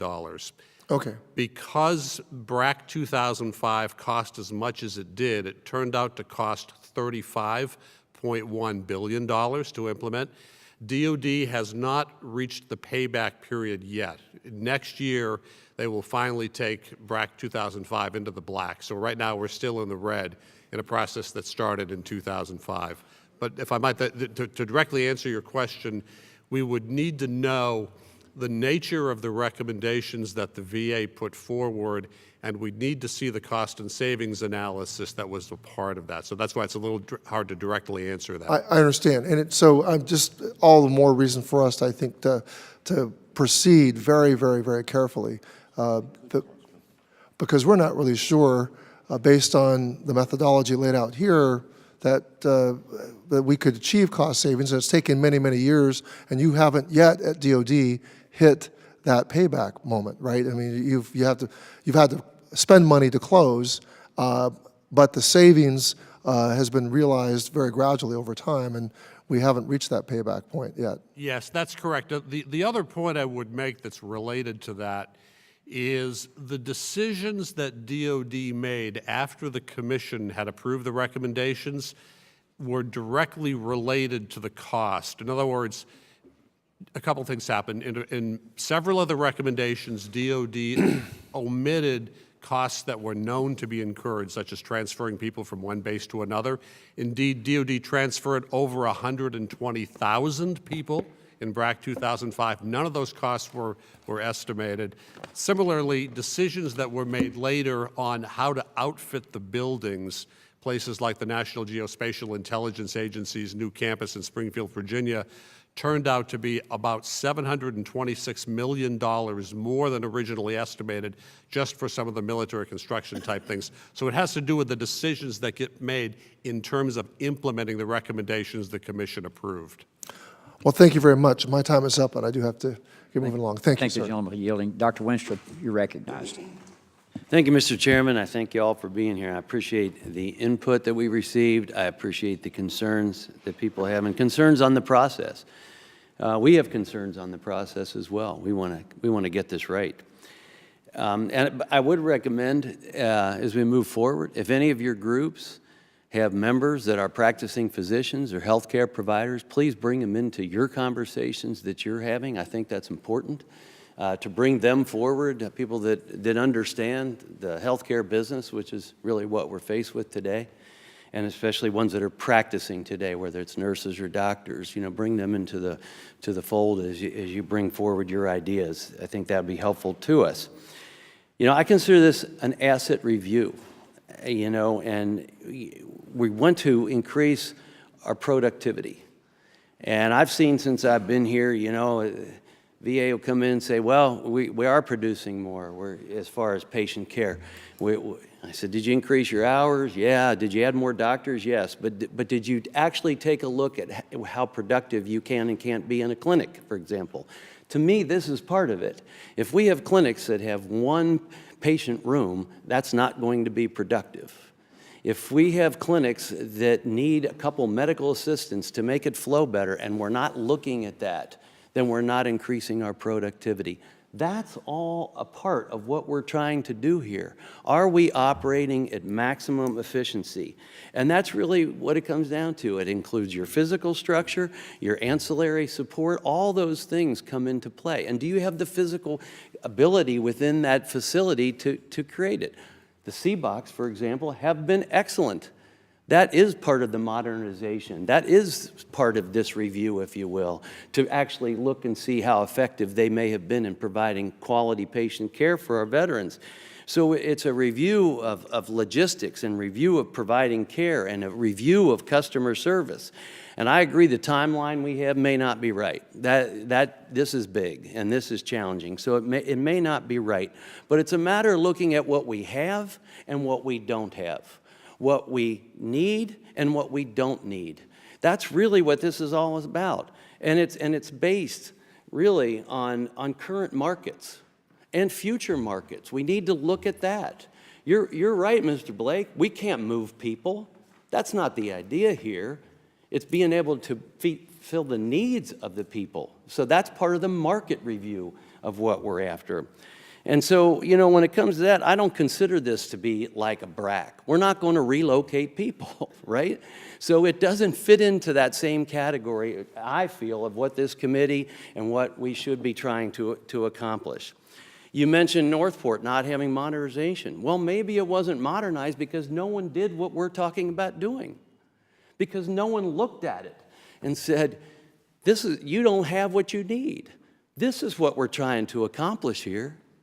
So let's work together on really trying to make this about logistics, customer service, 21st century care, and do it in providing care in a quality fashion and a timely fashion. Because we're not out here to snooker anybody. We're out here to make a positive difference for the future of our VA healthcare system. So I don't really have a question, but I just would like to keep all those things in mind and understand what's in the heart and soul of this committee, as I think it is, as we move forward. And with that, I yield back. Thank you, gentlemen, for yielding. Ms. Brown, you're recognized for 5 minutes. Thank you, Mr. Chairman. I wanted to first just make a very quick comment on Pershing Hall. And from my perspective, I think that we really do have to dig deeper around this issue. And we need to really research and dig for every possible option that is out there that can hold the Pershing Hall's historical value. Because I think what Mr. Takano said and what you said is very, very true. And I think we need to get the value. I don't think that we should be in the hotel business. I agree with all of that. But holding on to a historical facility in some way is really, really important. And so exploring historical societies, other avenues where we might get the return that we are looking for, but at the same time holding on, I think, to an important historic building that's very important to the history of our country. So I just wanted to make that one statement. With regard to the other bill that we are discussing, I think that the reason why we keep referring to it as a BRAC, it's because the language in the bill that we're currently looking at right now, understanding that it is a draft language, is mimics a BRAC process. So therefore, I think we call it a BRAC process. And I agree with Dr. Winstrup that, it should be more of an asset review and driving for efficiencies. But I think just because of the nature of the language, the way it's currently written, is kind of sending the wrong message, I think, out there, that people really do feel like that this will be a 10-year process and it's an up and down vote. And I do agree with the ranking member's opening comments that we really, I think the better approach is a much more of a continuous approach to this process, that we do have to adapt to changing needs, both in veteran migration and changes in healthcare delivery altogether, so that we need to be malleable every year in terms of responding to that. I think veterans need to be at the table at every part of the process. We need their voice. That is critically important. And I just feel like if we start in a continuous process, it might be less complex in some ways. I sort of envision that there are probably, in this whole process, some easier decisions that are pretty kind of black and white about maybe we don't really need this facility. And it's pretty clear, to everyone who is looking at this information. And incrementally, it's going to get more and more difficult. So if we're in a continuous mode, I think that we can, right away sort of address some inefficiencies and identifying those that are more or less the easier ones. So I just wanted to, make that statement, and I think that we also are looking in this bill how to shut down, get rid of, however you want to quantify it, facilities. We also have to look at improving the processes for expanding facilities and leasing facilities. And leasing facilities has been one of my bugaboos, that it is, it's taken 2 years to get a new group of leases done, and that we need to revert back to the old process where, this committee really does weigh in by resolution on these new leases. So those two things have to we have to work on both of those issues, I think, simultaneously. But I think right now, I think the only question that I have is to the chairman of the committee, and if you could just help allay some of my concerns, I guess, but by just trying to let us know how you perceive our process in terms of how we will proceed in terms of really discussing all of these issues and moving forward with changes or amendments or whatever. So, Mr. Chairman, if you wouldn't mind. What I will do, since your time has expired, is I'll go ahead and let the other members, so if they have somewhere they have to go, and at the end I'll address that. Terrific. Thank you. Boss, you're recognized. Thank you, Mr. Chairman. Earlier this week, and I want to thank the chairman for doing this, both the chairman and I held a teletown hall meeting where we discussed issues specifically to the veterans in my district.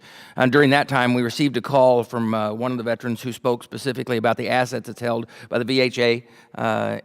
And many of my constituents in the northern part of the district use the VA hospital in St. Louis. However, for some of the metro area, it is still difficult to get to St. Louis. So I guess the question I have is for you, Dr. Crump, or Mr. Sullivan, whichever, is do you believe, and I think we've answered it before, but I'd like to expand on it, that the proposed legislation could lead to increased assets of VHA, like CBOX, in areas like high veterans populations such as the Metro East? Well, I can't speak to whether or not the legislation itself will lead to that, but I can speak to the shifting demographics of veterans and the modernization of healthcare. I mean, it is very clear to us, as has been shared, that our inpatient care demand is going down like 4 to 10% a year, whereas our outpatient demand for care is going up like 10 to 20% per year. So that's why we've had to add more community-based outpatient clinics, and we will continue to provide more ambulatory care. The other thing is telehealth has given us the ability to utilize excess capacity in one part of the country to provide care in another part of the country.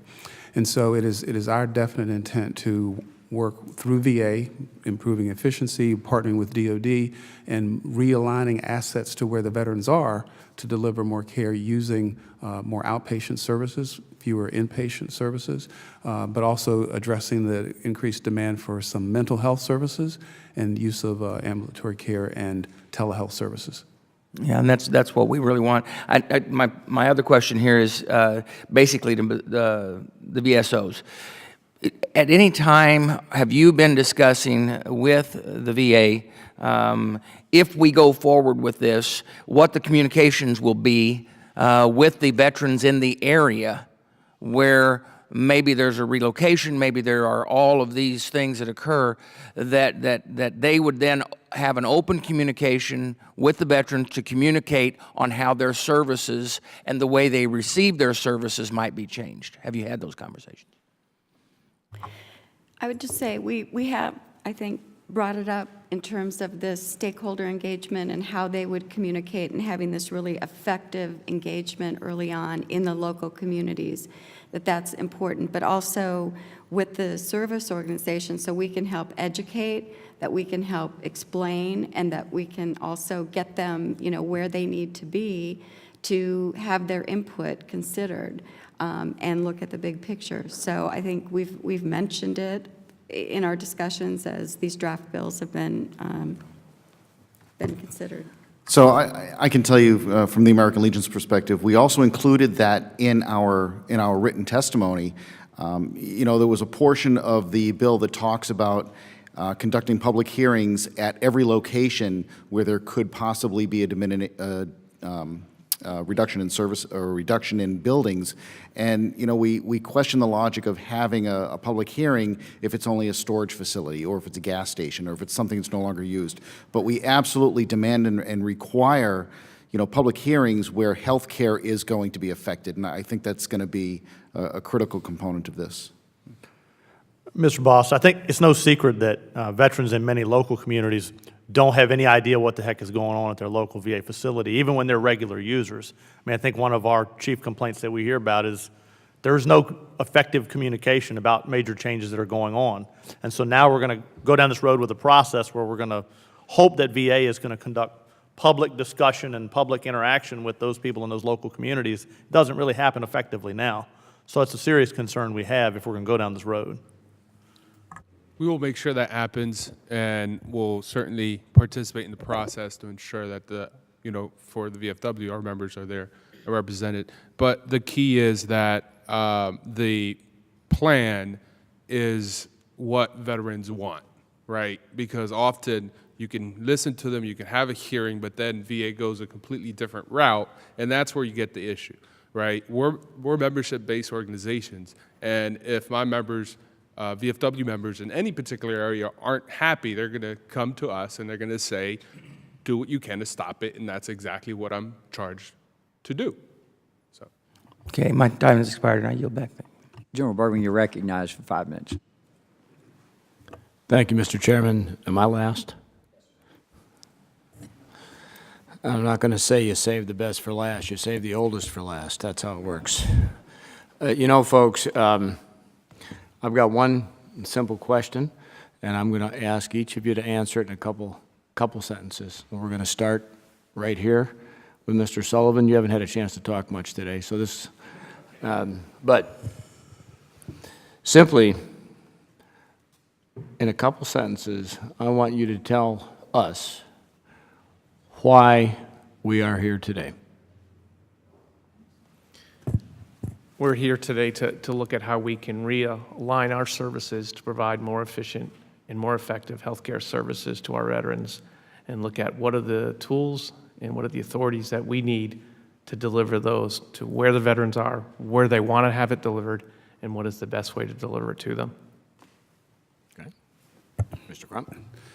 I believe and hope that the reason we're here today is to figure out how VA, VSOs, and members of Congress and other stakeholders can work together effectively to make sure that we utilize our assets and resources most effectively to increase access, improve quality, and also make sure that we improve satisfaction of the care that veterans receive. They've earned it, and we need to make sure that together we work to make sure that we deliver it. I would concur that we hope that we're here to collaborate, to listen to each other, to have a voice, have a say, be part of the discussion about the future of VA healthcare. I think everybody has the same goal in mind, wanting to improve services, ensure veterans are cared for with timely, quality healthcare throughout the country. And this is the start of the conversation to help foster that. I would agree, and I would agree with Mr. Sullivan's comments. This is the beginning of the conversation. It's not the first one, but it is the beginning of the conversation of how to modernize VA with 21st century health care for our veterans. And without talking about capital assets and infrastructure, we can't have that conversation, but we also have to make sure that we know where the services are needed. So I think that this is a step in the right direction. We're here to ensure veterans get timely, quality health care in the best setting, and that includes making sure VA is properly positioned to deliver that care or is able to work with the community to do so. Everybody's been so eloquent, it's hard to come up with something original. But I think one thing, and a couple of the members have, I think, alluded to this, is that it's important that while there can be a lot of really positive lessons drawn, or lessons as a whole drawn from BRAC, I think it's important not to overstate the BRAC VA connection, because their missions are so different and their population is very different. Their needs and their physical locations and everything that goes about them is so different that it's important that it can be used as a learning tool, but understand the differences as well as the similarities. It seems to me we're here to assist you in developing legislation that gets the best possible care to our veterans in the most efficient way possible and at the best possible cost. Completely agree. I mean, we're here to get this right, so make sure that there are no gaps in access to care and that veterans and the care they received are improved by the outcomes of whatever this committee passes and becomes law. Okay. Well, thank you, each of you, for putting in your own words, because you heard all the committee members who spoke. We all have our own view and our own words, and communication is not what's said, it's what's heard. And, you know, in the military, we are big on mission statements, because if you can't write a mission statement concisely, then your commanders in the field are not going to be able to execute that mission to the success that they need to for the positive outcome. So, number one, I know you're all in the game, and those of us who played in the congressional football game last night had a chance to play many different positions and figure out that we were sometimes running in different directions, but we're all headed towards the same end zone. And I would suggest to you that in the case of, you know, the why that we are here today, I just wrote up a quick mission statement. This is my version, and that we're all in this together because you are here, because you're part of this large team that has a dog in the fight here. We're all in this together to serve our veterans in a forward-thinking way, which means we have to shed some of maybe the concepts that we've used that maybe not going to work in the future. So in a forward-thinking way that maximizes veteran outcomes and minimizes waste, utilizing limited resources. So maximize outcomes, minimize waste, limited resources. So as we work together, this is our opportunity to make the change necessary for the future. And I see I'm over my time, and I yield back, sir. Thank the gentleman for yielding. And the mission statement last night of the congressional football team was to get into the end zone, which they did not accomplish. So I would point that out. I thank the panel for being here. Once again, I think we're in the beginning of a process, and I appreciate your comments and really appreciate all of your being here and the time you've put into it so far. But we're going to continue to explore this because it's that important. I understand that we have a special guest here today that I didn't know at the time, and I'll yield to my good friend Tim Waltz to introduce this guest. Well, thank you, Mr. Chairman. As before my closing here, as a point of personal privilege, my wife Gwen, a military spouse and so much more, has my 10-year-old son Gus here. He wanted to believe I really had a job, so he's here to see it. So thank Gus you, guys. Yeah, there he Thanks, is. Gus. Well, thank you, Chairman. And we all know organizations have written mission statements and unwritten mission statements. And as the co-captain of that football team, the true mission statement was to be walking today after that football game. So, General Bergman, congratulations on accomplishing that. Thank you all for being here. Your partners, friends, you represent us who are in your organizations. More importantly, you represent those voices of millions of veterans and their families who are out there today and can't be here. And I would say once again, it's not just lip service, that this committee is proving that there is no place on Capitol Hill, or no place certainly in federal government right now, where the true spirit of working together, building collaboration, and trying to move things forward for our veterans is actually happening. It's one thing to say that. Everybody wants to say that. Every committee says we're super bipartisan. Well, move things, get things done together. And being bipartisan doesn't mean agreeing on everything, but it does, as the general and the chairman and so many others have said, it does having that common goal. So we know we know how this process works. First and foremost, all the stakeholders must be included, and they must be included early, and they must be legitimately included with their ideas.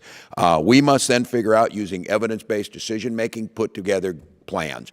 Legislation is over at Legislative Council right now with folks trying to swirl this. And then we need to be pragmatic. Not every four-letter word has four letters, and the United States Senate is one of those places, and we all know that we have to deal with those places. We have to make sure that the Senate is on the same sheet of music. We need to make sure before we do anything, we're moving everyone together in the VA, and as we were just mentioning up here, that's happening. That is starting to happen, that people are talking and moving that. So nothing is going to be done that violates those basic principles. General Bergman laid them out. I think we're all pretty much in agreement with that. Highest quality care, good stewards of the taxpayer dollars, and thinking about what is possible. But this is the opportunity. I have been saying it, and General Bergman, you said you were last. I've been there, so I know. And that was 10 years ago that I was sitting down. It was on this side, down in the end, saying we needed to have this idea. We needed to think about this. And I remember all of us saying, those wars have been going on for 5 years and could go on a couple years longer. That's what we were saying back in 2007, and that's going to create all kinds of things moving that we're going to have to think about. So I'm grateful you are here. Mr. Chairman, I once again thank you. There's probably not any more difficult thing in the realm of dealing with veterans and veterans issues than this topic, and you've done it. And to the folks sitting here, your good faith effort to approach this is so sincerely appreciated, because we have to get this right. I stick with the statement that I made. Time is not on our side. This is one of those things that must be dealt with. It cannot be kicked down the road. But amongst that, it must be done right, because we're not going to get another bite at this thing. This is one of those where I truly believe the time is probably right to try and do something, and it may take a little longer than we anticipated. That's fine, but having the discussion happens now. So thank you all the members. Thanks for the work. And Mr. Chairman, again, I thank you for your willingness to not dodge difficult things, for your willingness to put us in things that maybe challenge us and makes us uncomfortable, but gets at the heart of what we should do. And I yield back. I thank the gentleman for yielding and his kind words. I will answer your question, sort of, Ms. Brownlee, in my closing comments.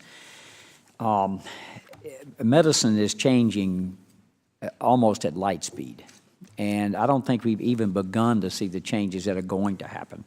Dr. Crum mentioned telehealth, precision medicine. We're going to see things, and remember, I was on 2 VA facilities that penicillin had barely been invented and discovered when those facilities were opened. The facility I had at my hometown was there before there were any antibiotics, penicillin, antihypertensives, anything, 1903. And that facility is still functioning today as an outstanding VA medical center, 4-star, and I think soon be a 5-star medical center.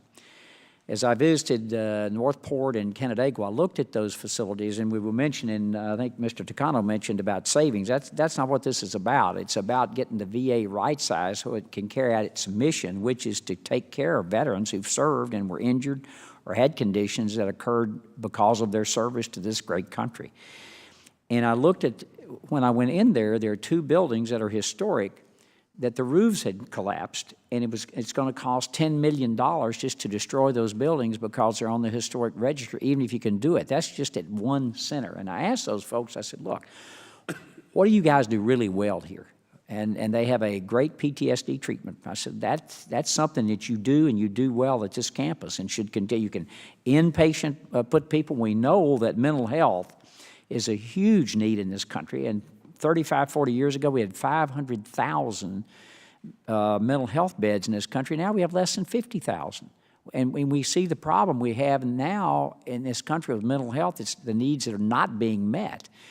We see those in our veteran population. So the thing that those injuries that occurred because of your service, the VA should focus like a laser beam on. And I looked at the 5C box they had along Long Island, which is a beautiful area, a beautiful part of this country if you haven't visited. I said those things should be updated and really enhanced, and we should really be putting those resources so our veteran doesn't have to drive long distances. I go to Rochester and I see Canandaigua, and I think, where are the veterans going? Well, they're going where the VA is accessible to the most VAs, and that's where you brought up, and you have leasing, which is going to be a huge part of this. And the average lease, and I've done it many times in my private practice, is about a 3-year thing till you conceptualize what you want a building, you get your contract, you build it, and you move in. VA, it's 9 years, and people may have moved by then, so they have to be more nimble. We've got to give them the tools to do that. That's part of it. We know that we're going to vote on our choice legislation in about 3 weeks, and we know that not only is choice important to get that done, but we're going to implement an EHR change, which is going to change how VA carries out its care at the same time, and that's going to be a 6 or 7 or 8 year process. This is a multi-year process. It could be that gathering, and we are going to need to know what those networks look like before you can implement the choice program in October of 2018. And those panels will look different as our health care, just like in my own health insurance plan, my panel may look different this year than it did last year. So that will be that'll be a continuum of changes that occur. And we mentioned, I think HR was mentioned about staffing and hiring. The VA has hired more nurses and doctors and other providers, but it certainly has shortages, and that's where choice will help provide those care for where those shortages are, where VA doesn't have those assets in place. If it were me and I were a VISN director, I would clearly have a vision about where I want, what I want to do with my VISN, and there are many of those, as you all know, across the country. And what are my strengths, what are my weaknesses, and how can I help amplify my strengths and fill in my weaknesses? And thinking about what is care going to look like. And one of the reasons that we brought the asset review in is to do just that. But we have problems that politically, and we'll all admit that we're weak when it comes to our districts. I mean, we have a facility in Hot Springs, South Dakota. It's really very black and white what should be done, and yet it isn't being done. So that's one of the reasons that we did that. I think what we need to do, first of all, I can't thank you enough. I've got a lot of information here and a lot of ideas. I just need time to as we all do. But I think that's what we need to do. And to Mr. Correa, when he mentioned, look, I'm a guy that believes, when I was a mayor of a city and a planning commissioner, I don't think you turn over those assets, that being property, casually. You bring the local community in, can this be used? And I'll give you a perfect example. On our campus at home, at our VA, we have a pharmacy school. It's basically a public-private partnership that we built a pharmacy school with private donations. It's a state school, and it's housed in a rehabbed building on the VA campus in Johnson City, Tennessee. So those are the visions that we as leaders and as leaders at the vision level and at the local community level have to have, I think, to make this actually work. So I look forward to sitting down and continuing to work with all of you all about how we can get this process done, because I agree with Mr. Walls.